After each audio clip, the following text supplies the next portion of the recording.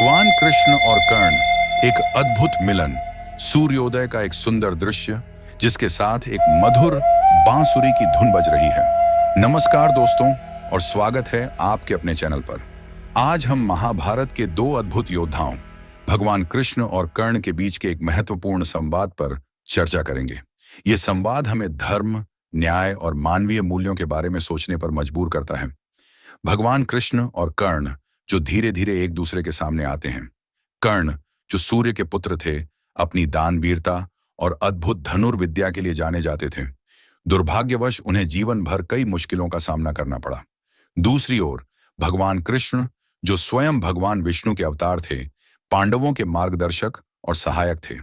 महाभारत के युद्ध के कुछ प्रमुख दृश्यों का मोन्टाज, जैसे कि कर्ण का रथ का पहिया कीचड़ में फंसना, कृष्ण का अर्जुन को कर्ण के वध के लिए प्रेरित करना। कर्ण और कृष्ण के बीच एक ऐसा संवाद हुआ जो हमें यह सोचने पर मजबूर करता है कि क्या धर्म हमेशा सही होता है? क्या न्याय हमेशा उचित होता है? भगवान कृष्ण और कर्ण के बीच एक काल्पनिक संवाद जिसमें दोनों अपने अपने दृष्टिकोण प्रस्तुत कर रहे हैं। कर्ण, तुम एक महान योद्धा हो, लेकिन तुमने हमेशा अधर्म का साथ दिया।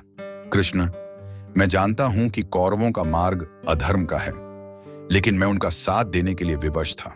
मैं उनका आर्णी था और मैं उन्हें धोखा नहीं दे सकता था। कर्ण, आरण चुकाने का यह तरीका सही नहीं था। तुम्हें धर्म का साथ देना चाहिए था, न्याय का साथ देना चाहिए था। कृष्ण, मैं धर्म और न्याय के बारे में नहीं जानता।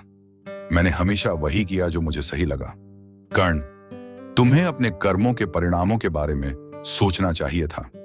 तुमने अधर्म का साथ देकर बहुत बड़ा पाप किया है। कृष्ण, मैं अपने कर्मों के लिए पश्चाताप करता हूं। मैं जानता हूं कि मैंने गलत किया है, लेकिन मैं अब कुछ नहीं कर सकता। कर्ण का भावुक क्षण, वे कृष्ण के सामने सिर झुकाए खड़े हैं। उनकी आंखों में पछतावा झलक रहा है।